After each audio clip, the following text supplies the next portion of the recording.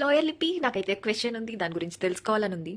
FIR first information report. ఏదైనా major are cognisable crime అయినప్పుడు police station కి వెళ్ళి ఒక స్టేట్మెంట్ ఇచ్చి ఆ రిటర్న్ ఫార్మాట్ లో మనం ఎఫ్ఐఆర్ ఫైల్ చేయించిన తర్వాత వాళ్ళు మీ దగ్గర నుంచి సైన్ తీసుకొని మీకు ఆ ఫ్రీ కాపీ కూడా ఇష్యూ చేస్తారు.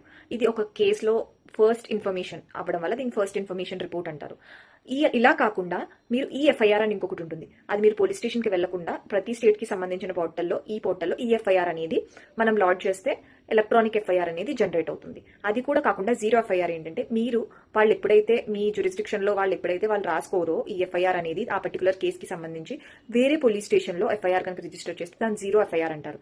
ఇది కాకుండా మీరు ఎటువంటి పరిస్థితుల్లో అక్కడ ఎవ్వరు మీ ఎఫ్ఐఆర్ ని వాళ్ళు తీసుకోరు, ఫైల్ చేయరు అని అంటే గనక మ్యాజిస్ట్రేట్ కి కూడా కంప్లైంట్ చేయొచ్చు. అప్పుడు మ్యాజిస్ట్రేట్ దానిపైన ఇన్వెస్టిగేట్ చేయమని ఆర్డర్ పాస్ చేస్తారు. ఇది ఇదివరకైతే section 156 of CrPC criminal procedure code లో ఉండేది. ఇప్పుడు ఎప్పుడైతే భారతీయ నాగరిక సురక్ష సంహిత వచ్చేసిందో అందులో అయితే 175 సెక్షన్ లో థర్డ్ దాంట్లో వస్తుందన్నమాట.